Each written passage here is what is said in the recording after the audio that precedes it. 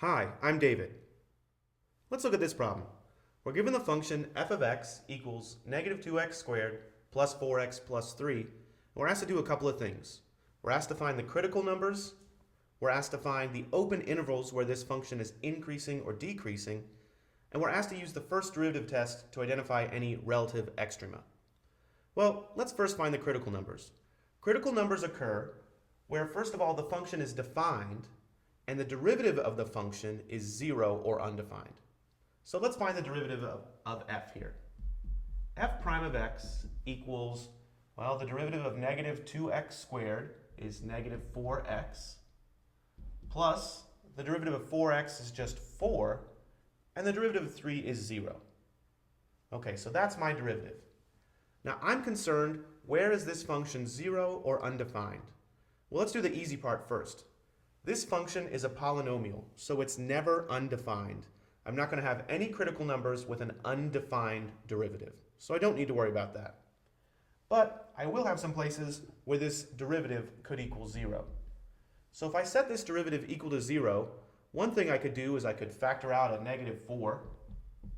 And I'd have x minus 1 times negative 4 equals 0. And one place where this derivative equals 0 is x equals 1. That's a critical number. And in our case, this is the only critical number. The only place where the derivative equals 0 or the derivative is undefined. And x equals 1 is definitely defined in my original function because my original function is a polynomial and defined everywhere. Okay, now I need to find the open intervals where this function is increasing or decreasing. So I'm going to create a little chart. I know that my intervals will have endpoints at 1 because that's my critical number. This is the only place where the function might change from increasing to decreasing or from decreasing to increasing. The reason is this is the only place where the derivative is 0. And if my derivative is going to change from positive to negative or from negative to positive, it's got to happen at a place where the derivative is equal to 0. So my two open intervals are negative infinity to 1 and 1 to infinity. Now, how do I figure out whether the function is increasing or decreasing on these open intervals? Well, I just need to pick a representative from each of these intervals and plug into my derivative. So in this first one, x equals 0 is in this open interval, so I'll pick that value. And I'll look at f prime of 0. Well, f prime of 0 is negative 4 times 0 plus 4. Well, that's 4. But I don't really care that it's exactly 4. I really only care that it's positive. Because the derivative is positive, I know that the function f, so f, is increasing on this open interval. Well, let's do the same thing for our second open interval. I'll just pick a representative. Maybe I'll pick x equals 2. I could pick any number I like between greater than 1. So let's look at f prime of 2. If I plug in 2 into my derivative, I get negative 4 times 2, that's negative 8, plus 4 is negative 4. Again, I don't really care that the answer is negative 4. I really only care that this answer is negative. So it's less than 0. So that means that my original function f is decreasing here. Okay, so f is increasing on this open interval from negative infinity to 1, and it's decreasing on this open interval from 1 to infinity. Okay, we have what's called the first derivative test, which helps us identify relative extrema. And it tells us that if my function changes from increasing to decreasing at a critical number, that function or that value must be the location of, well, if it's going up then going down, that must be a relative maximum. So our first derivative test tells us that f has a relative maximum at x equals 1.